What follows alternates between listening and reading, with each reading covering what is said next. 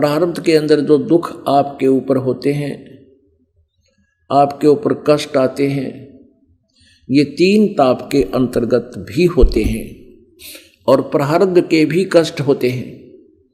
3 ताप के अंतर्गत है, जैसे किसी ने आपको श्राप दे दिया,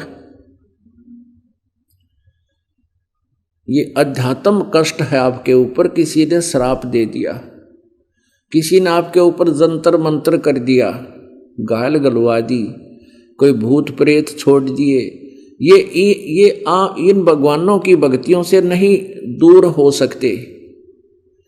ये जो तुम स्याणे का करो ना, स्याणे हैं ये जंतर मंत्र कर देते हैं, ये इन प्रेतों को नहीं हटा सकते आपके घर से।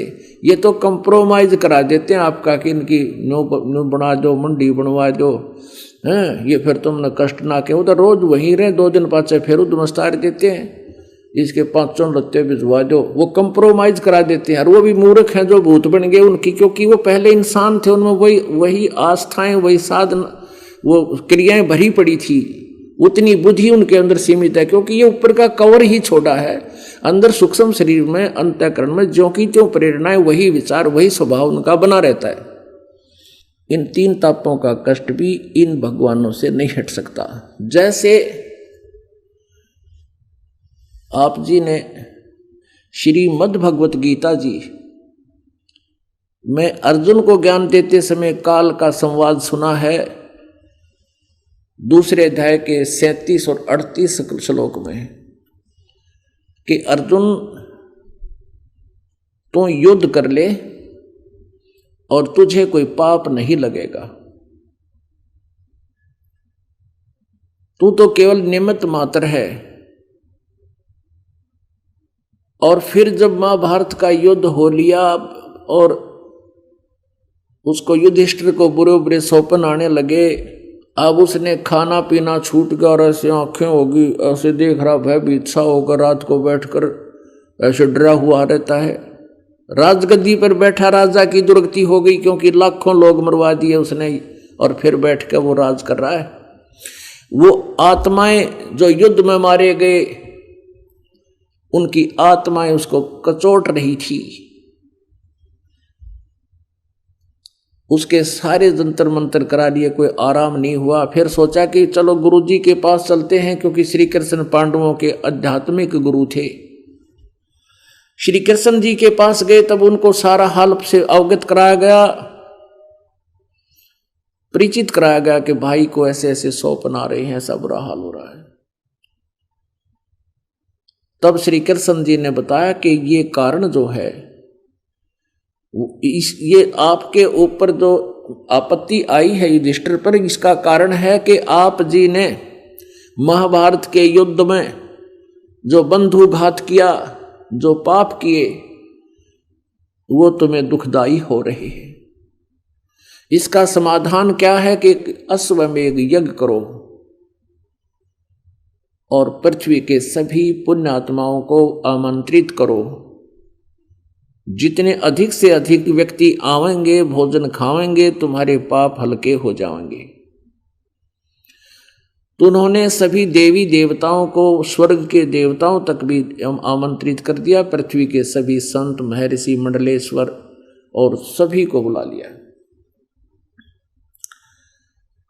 और यज्ञ की सफलता का एक प्रतीक रखा गया कि एक पंचजन्य शंख, पंचायन शंख, 5 मुख का, पंच आनन, यानी एक शंख होता है 1 मुख का, वो शंख था 5 मुख का। और वो अलग से एक सुसज्जित स्टेज बनाकर आदर से एक मेज पर अलग से रख दिया गया कि जिस समय ये सभी भक्त आत्मा इस धर्म यज्ञ में भोजन प्राप्त कर लेंगे, तो वो शंख अपने आप बजेगा, अपने आप आवाज करेगा।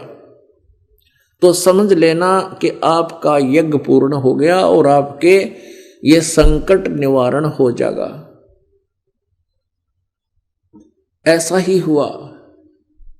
दूर दूर के बड़े बड़े महापुरुष श्री कृष्ण जी ने, और 88,000 ऋषि, 33 करोड़ देवता, 12 करोड़ ब्राह्मण, 9 नाथ, 84 सिद्ध पुरुष और 56 करोड़ यादव जो श्री कृष्ण जी के वंशज थे वो सारे चूल्हा न्योत थी उनकी, और वह भी आ गए। सब ने भोजन खा लिया, शंख ना बजा। अब श्री कृष्ण जी चिंतित हुए और युधिष्ठिर तो चिंतित थे ही कि हमारा शंख नहीं बज सकता, हमारी शंख नहीं बजा तो यज्ञ संपूर्ण नहीं हुई। तो युधिष्ठिर जी ने कहा कि श्री कृष्ण जी थे कि भगवान हम बहुत अपराध कर चुके हैं, आपने सही कहा कि हमारे महाभारत में किए हुए युद्ध हमें दुखदाई हो रहे और ये शंख नहीं बज सकता, हमने तो अत्याचार कर रखा है। वो मासूम बच्चे रो रहे अपनी माताओं के सीने से लिपट कर, हमारे पिताजी कब आएंगे, जो युद्ध में मारे गए सैनिकों के वो बच्चे रो रहे हैं, वो विधवाएं अपना रो रही हैं, टक्कर मार रही हैं, हमारा पाप नाश नहीं हो सकता। तो श्री कृष्ण जी ने कहा कि भाई पाप नाश तो होगा, पर पाप का नाश करने वाला संत भक्त आया नहीं। कौन? फिर उन्होंने बताया कि एक सुदर्शन नाम के महात्मा है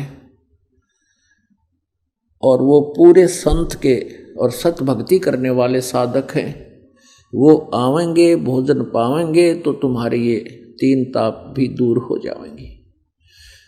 सुदर्शन जी कौन थे? परमात्मा अपने लीला अनुसार प्रत्येक युग में आते हैं। सतयुग में कबीर परमेश्वर जी करुणामय नाम से अवतरित थे और एक वाल्मीकि के घर उनकी ऐसे ही परवरिश हुई थी जैसे नीरू और नीमा ने कलयुग में की थी, ऐसे ही उनको कमल के फूल पर मालिक मिले थे। और उनका उस समय एक शिष्य था, सुदर्शन सुपच वाल्मीकि जाति से ही संबंधित था, वो उनका परम भक्त, और उस परम भक्त को परमात्मा ने सतनाम दे रखा था, सत भक्ति वो करता था। तो जहां वो काशी के अंदर वो सुपच सुदर्शन रहता था और उधर न्योता देने की इनविटेशन देने का कार्य भीम पांडवों के जिम्मे ला रखा था, भीमसेन का। तो भीमसेन सुदर्शन जी के पास गया था उसकी झोपड़ी में, और भीमसेन ने कहा था कि भगवान हमारे यज्ञ में चलिएगा और मैं राजा युधिष्ठिर का भाई हूँ। तब परमात्मा के ज्ञान के आधार से, तत्व ज्ञान के आधार से सुदर्शन जी ने कहा था कि भीम तुम्हारे अन्न को जो खाएगा वो सीधा नरक जाएगा, तुमने ऐसा पाप कर रखा है, ऐसा जुल्म किया है, किसके लिए? एक राज्य के लिए, एक पेट के लिए तुमने ऐसा जुल्म कर दिया, और तुम्हारा जो अन्न भी खा लेगा पापियों वो भी नरक में जाओगा। और यदि मुझे लेकर चलना है तो 100 अश्वमेघ यज्ञ, जो यज्ञ तुम करने जा रहे हो ऐसी ऐसी कोई तुम्हारे पुण्यों में रखी हो तो ऐसी 100 यज्ञ का फल मुझे दे दे, तब मैं तुम्हारा अन्न खा सकता हूं। अब भीम कहने लगा कि हम तो पहली यज्ञ करने जा रहे हैं और 100 यज्ञ का पुण्य कहां से लाऊं, और तूने जो ये बकवाद की है कि तुम पापी हो, तुम ऐसे कर रहे हो, ज्यादा मत बोला बाबा जी, मुझे भगवान का श्री कृष्ण से और अपने भाई से, मुझे युधिष्ठिर से लज्जा आ रही है ना, तेरी अब थोबड़ी तोड़ देता मैं, फालतू बोल रहा था। और यूं कहकर वो आ गया था। सुदर्शन जी नहीं गए थे। श्री कृष्ण जी ने पूछा कि भाई भीम आप उधर गए हो, क्या उस महात्मा सुदर्शन जी को आमंत्रित नहीं किया? तब भीमसेन कहने लगा जी आमंत्रित किया था, पर वो तो कबूल आदमी है, वो तो बहुत भूंडा बोला है। नो कह तुम तो पापी हो, अपराधी हो, तुमने ऐसा घोर पाप कर रखा है, और 100 अश्वमेघ यज्ञ का फल मुझे दो तब मैं चलूं। अब कृष्ण जी को पता था कि ये भीम भी कम कोई ना, पता नहीं कि बकवाद करके आया होगा। तो श्री कृष्ण जी ने पूछा फिर तू के बोला, तूने के जवाब दिया उसको? अब भीम कहने लगा मैंने उसको ये जवाब दिया कि मुझे भगवान श्री कृष्ण और युधिष्ठिर जी से लज्जा है, उनकी शर्म मानता हूं ना, मैं तेरी थोबड़ी तोड़ देता। तो ऐसा बोल रहा है, हमें पापी कह रहा है। तेरे मुंह पर मारूं मैं। तो श्री कृष्ण कहने लगा, भले आदमियों, महापुरुषों को ऐसे बोलना भी अपराध और पाप होता है, तूने तो और पाप इकट्ठा कर लिया। और आज के दिन उस महापुरुष के एक बाल के बराबर भी ये 3 लोक नहीं है, और तुम्हारा कार्य उन्हीं से सिद्ध होगा ना, तो मरो फिर भुगत के। ये तो शुरुआत है, कल न तुम्हारे में भूत आवेंगे, दूसरे में भी आएंगे, तो धीरे धीरे पूरा परिवार ने घेरेंगे, तब उसने समस्या होगी। अब कहते हैं मरता क्या नहीं करता। श्री कृष्ण कहने लगा, चल नाक रगड़ उस महापुरुष के चरणों में और उसको लाओ किसी तरह हाथ पैर जोड़ कर, चलो चलते हैं। 5 पांडव, 6 कृष्ण भगवान त्रिलोकी के नाथ, और रथ लेकर चाल पड़े। उधर से सुदर्शन जी ने अपने गुरुदेव करुणा में यानी कबीर परमेश्वर जी से कहा, प्रभु आज ऐसे ऐसे वो आया था भीमसेन पहलवान, और मैंने उसको ये जवाब दे दिया, वो नाराज होकर चला गया। परमात्मा बोले, जवाब तो तूने भाई कति अकॉर्डिंग टू द शास्त्र दिया, ठीक कहा, नाराज हो गया तो उसकी मर्जी होया रहेगा। परमात्मा ने कहा, सुदर्शन वो फिर आवेंगे, नाक रगड़ेंगे यहां पर तेरे सामने, उनका कितना ठिकाना कोई ना। तो सुदर्शन कहने लगा, जी वहां तो वो कह रहा था वो आवेंगे, क्या नाम है, 33 करोड़ देवता आवेंगे, 88,000 ऋषि आवेंगे, दुर्वासा जैसे सदपुरुष और गोरखनाथ जैसी आत्माएं आवेंगी। परमात्मा बोले, उड़कते वहां से कोई आया रहो, उन नकलियों तो कुछ ना हो उनका, और वो वापस आएंगे यहाँ पर। अब सुदर्शन ने सोचा, ये फिर आगे सिर में दर्द करेंगे, तो खिसक ले यहाँ थे। वो तो निकल गया सैर सपट्टे को, 15-20 दिन का टूर प्रोग्राम की तो दूर पहुंच गया, और पीछे तो वो आ ही गए। उधर से परमेश्वर ने स्वयं करुणा में यानी कबीर देव जी ने अपने भगत का रूप बना के उनके इज्जत रखने के लिए वहां बैठ गए। अब कहने का भाव ये है कि वो हाथ पैर जोड़ के परमात्मा को वहां से ले आए।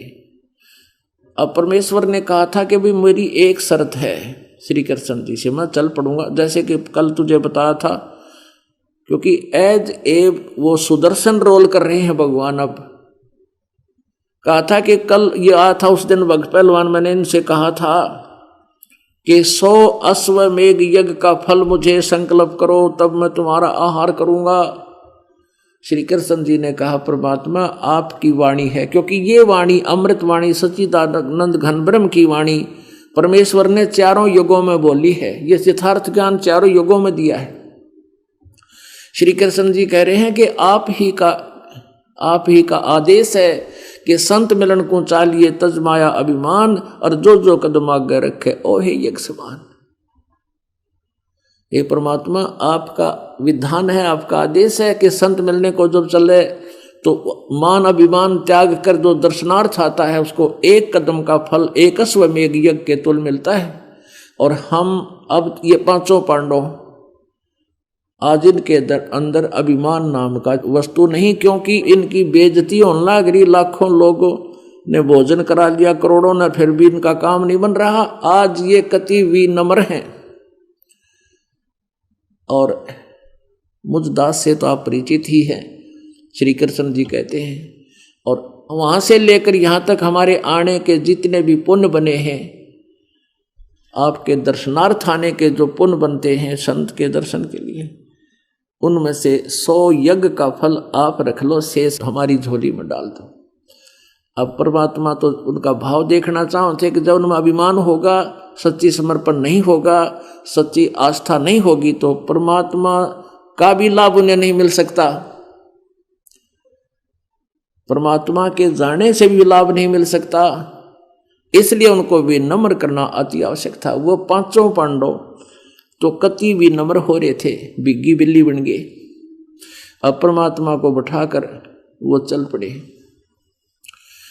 अब जहां पर वो मंडप छाया हुआ था, 33 करोड़ देवता, 88,000 ऋषि सब विराजमान थे वहां पर, और परमात्मा ने सुदर्शन सुपच का यानी एक वाल्मीकि गरीब से व्यक्ति की वेशभूषा बनाकर, जिसमें वो कुदरती रहा करते थे, जैसे जुलाहे के रूप में रहते थे, ऐसे वाल्मीकि की जैसी व्यवस्था वेशभूषा द्वापर में थी वैसे रह रहे थे। छोटी छोटी दाढ़ी, सर पर बाल उलट पुलट से पड़े हुए और धोती बांध रखी, मैले से कपड़े, पैरों में टूटे से जूते लीतर, और आगे ऐसा लग रहा है जैसे नहाए भी 3 दिन हो गए हों। अब वहां बैठे वो छैल छींट मंडलेश्वर दाढ़ी पात फेरन कदे बाड़ा मात फेरन, देखो कपड़े का नीनो बैठे ठाठ आसन दे रखे उनको सभी अलग अलग। और जब देखा उस सुदर्शन को, गरीब से व्यक्ति के रूप में परमात्मा को, सभी ने अपने हाथों में कपड़ा डालकर मुंह पर हंस रहे हैं कि ये क्या पकड़ लाए, इससे क्या ये यज्ञ पूर्ण हो जाएगी, इनके प्रारब्ध के पाप हैं, इन पर 3 ताप हैं, ये तो भोगने पड़ेंगे।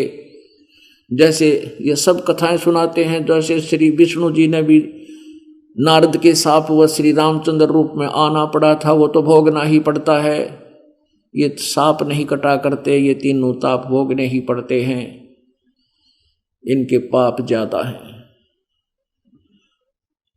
अब सुदर्शन जी के रूप में, अब सुदर्शन कहूं तो अच्छा रहे, वह परमात्मा बैठ के आकर के आसन दे दिया अलग से। द्रौपदी से कहा श्री कृष्ण जी ने कि बहन अब भोजन बना दे स्वादिष्ट, इन महापुरुष के भोजन खाने से तुम्हारा यु कार्य सिद्ध होगा। अब जब सब कुछ आंट अड़ली, हर तरह से फेल हो लिए, विफल हो गए, और एक किरण दिखाई दी द्रौपदी ने अपने हाथों भोजन बनाया, नौकरों से नहीं कहा कि कहीं महापुरुष के भोजन के बनाने में कोई त्रुटि ना रह जाए। अपने हाथ से भोजन बनाया, हलवा, खीर, पूड़े, पूड़ी, कपोड़, कचौड़ी, दही, बड़े हरे तैयार कर दिए, 56 प्रकार के भोजन। और अलग अलग कटोरियों में ला करके सुदर्शन जी के सामने रख दिए। परमात्मा बैठे थे कबीर जी सुदर्शन रूप में। अब द्रौपदी ने यह सोचा था कि ऐसा भोजन बना दिया है, महात्मा जी खाएंगे, आंगली चाटेंगे, उंगली चाटेंगे, और 100 जगह जाकर नो कहेंगे भाई द्रौपदी जैसा भोजन हमने कितना खाया को नहीं, इतना स्वादिष्ट था। यो घास फूस तोड़ कर खानी आदमी आज खीर पकौड़ी खाओगा, देखना मेरे हाथ से बनी हुई, कितनी खुश होगा। अरे कुदरती बात है, जो बहन खाना बनाती है, अतिथि आ जाता है तो बहुत सावधानी से भोजन तैयार करती है, और यूं सोचती है कि कहीं मेरे बनाए हुए आहार में कोई नमक मिर्च की ये त्रुटि ना बता दे। अगर यदि कोई ऐसा कह देता है कि नमक ठीक को नहीं, तो भोजन बनाने वाली बहन का कलेजा दुख्या करे, अगर तेरी बेइज्जती होगी। तो समझदार व्यक्ति होते हैं वो ऐसे ही खा जाते हैं, वो किसी के पराये घर में जाकर नो नहीं कहा करते इसमें नमक को ना, मनो कहा कर बड़ा बढ़िया भोजन पाया, ओहो आनंद हो गए। किसी की आत्मा को दुखाया नहीं जाता। अब परमात्मा ने क्या किया कि सारे भोजन अलग अलग, जो कटोरी में हलवा, खीर, दही, बड़े, नमक, मिर्च, दाल, सब्जी जो कुछ भी थी, वो सारी थोड़ी थोड़ी जितना खाना था उस आधार से उस थाली में डाल लिए, कटोरी बाहर रख दी और सबकी खिचड़ी बना ली। अब द्रौपदी देखे खड़ी खड़ी कि यू क्या कर रहा है। अब उसके मन में दोष आ गया कि ये रहा शूद्र का शूद्र, इसने खान का भी ना बेरा, यो काहे के घंट बजाओगा। मन मन मन सोच रही है काहे के शंख बजाओगा। अब वो ऐसा मिला लिया, सारा खिचड़ी बना ली और परमात्मा ने एक ग्रास खाया। वो शंख रखा था दूर, उसकी आवाज हुई उसमें से आवाज निकली जो खूब जोर की, फिर बंद हो गया। फिर दोबारा ग्रास खाया, फिर आवाज करी। ऐसे 5 ग्रास खा के वो सारा भोजन 5 ग्रासों में खा लिया और 5 ही बार वो शंख ने आवाज लगाई और फिर बंद हो गया। अब युधिष्ठिर के खुशी का ठिकाना नहीं रहा कहने लगे भगवान बड़ी दया होगी, आपकी दया से हमारा कार्य सिद्ध हो गया। अब श्री कृष्ण जी ने कहा कि नहीं, अभी नहीं हुआ, ये तो बहुत देर तक आवाज करनी चाहिए थी शंख ने, न्यू नहीं टुकड़ों में नहीं बजना चाहिए था, अखंड बजना चाहिए था। ये युधिष्ठिर फिर पेट पकड़ कर बैठ गया, कलेजा पकड़ कर, भगवान अब कौन रह गया महापुरुष। तब श्री कृष्ण जी ने कहा, क्योंकि परमात्मा ने श्री कृष्ण को दिव्य दृष्टि दे दी, वो देख रहे थे कि ये कैसी परम शक्ति है। ये तो वो नहीं पहचान सके कि ये, लेकिन उनकी शक्ति से आभास हो रहा था कि ये बहुत बड़ी ताकत है। श्री कृष्ण जी ने कहा, भाई कोई नहीं रहा इस पृथ्वी पे, और इस बाल्मीक दिखा है ना जो आपने, ये बाल्मीक सा, इसके एक बाल के बराबर भी ये 3 लोक नहीं, इतनी परम शक्ति युक्त है युधिष्ठिर योग। लेकिन इसके भोजन से और अखंड धुन नहीं हुई, आवाज नहीं हुई, तो अपना कोई और डिफेक्ट है, क्योंकि पावरफुल है बाहर जिससे कनेक्शन ले रखा, तो पंखा नहीं चल रहा है, तो पंखे में डिफेक्ट है। तो पंखा देखते हैं भाई क्या डिफेक्ट है। श्री कृष्ण ने द्रौपदी से पूछा कि बहन, क्योंकि श्री कृष्ण की एक नजर भगवान में थी, जो भोजन खाओ थे मिला के, एक नजर थी उसमें द्रौपदी में, अकवन्यों करे थी अंदर अंदर, वो जान गया कि आके मन के में कड्डी बिगाड़ रही है। तो उसने कहा कि बहन आजा, द्रौपदी सच्ची बात बता, तूने क्या सोचा मन में जब ये महात्मा भोजन खा रहे थे, और जिस कारण से यह बात बिगड़ गई कति, तो अपनी सच्ची बात बता दी, याचना कर ले अपने अपराध की, नहीं तो ये शंख नहीं बाजेगा तुम्हारा, तुम्हारी दुर्गति शुरू हो जाएगी। अब मरता क्या नहीं करता, द्रौपदी ने सच्ची बता दी कि भगवान मैंने तो 1 घंटे 2 घंटे तक धूमे में आँख फड़वाई, चूल्हे पर अपने हाथों आहार बनाया, और न सोचा था महाराज जी खावेंगे और उंगली चाटेंगे, खुशी मनावेंगे, मेरी 100 जगह प्रशंसा करेंगे, और इन्होंने सब कुछ इकट्ठा कर दिया, तो मेरे मन में ऐसे ऐसे दोष आ गया। श्री कृष्ण कहने लगा, नादान, साधु संत या गरीब अमीर अब अपने घर पर भोजन करके सभी सोते हैं, भगवान सबको देता है, और तूने ये ऐसा अनुमान बना लिया कि उस संत को ऐसा बना खाना खिला दिया, तू तेरे में अभिमान और हो गया, और अक्षमा याचना करवे। अक्षमा याचना कैसे कर के इसके चरणों का चरणामृत पी, इसकी धूल भरे चरण धोके, जब तेरा भी पाप कटेगा तुम्हारा शंख भी बजेगा। तब द्रौपदी लाई प्रांत ठाकर, थाली ठाकर लाई, और पर उस आसन पर बैठे परमेश्वर के सुदर्शन रूप में विराजमान भगवान के धूल भरी चरणों को धोया श्री द्रौपदी ने अपने हाथों, और डाल के उसको लोटे में और पीने लगी। आधा जब पी लिया तब श्री कृष्ण जी ने कहा, बहन आधा मुझे भी दे दे, बांट कर खाते हैं अमृत को। आधा श्री कृष्ण जी ने पिया, आधा द्रौपदी ने पिया। अपना आत्माओं, अब गरीबदास साहिब कहते हैं, उस चूड़े का चरणामृत लिया तेरे कृष्ण चंद्र करता रहा। तुम जिसको वाल्मीकि को समझ रहे थे और जिसने तुम्हारा यो कार्य सिद्ध किया, उस वाल्मीकि के चरणों का चरणामृत पिया, थारे कृष्ण चंद्र करता रहा। पुण्यात्माओं, जितने भी अच्छी आत्माएं हुई हैं वो जाति और मजहब से ऊपर को उठे हैं, तो जाति नहीं देखी जाती। परमात्मा कहते हैं कबीर जी अपनी वाणी में, जात ना पूछो संत की, पूछ लीजिए ज्ञान, मोल करो तलवार का, पड़ी रहने दो म्यान।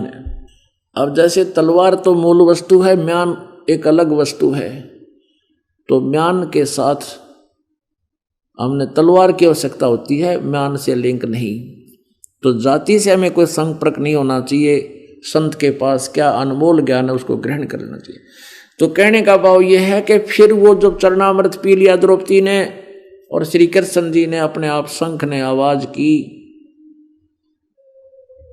और इतनी जोर से आवाज हुई कि स्वर्ग तक आवाज गई, और उस आवाज की धुन से बसंत जैसा मौसम बन गया। सब जितने भी पौधे थे सब हरे भरे हो गए, और फल और फूलों से लदपद हो गए,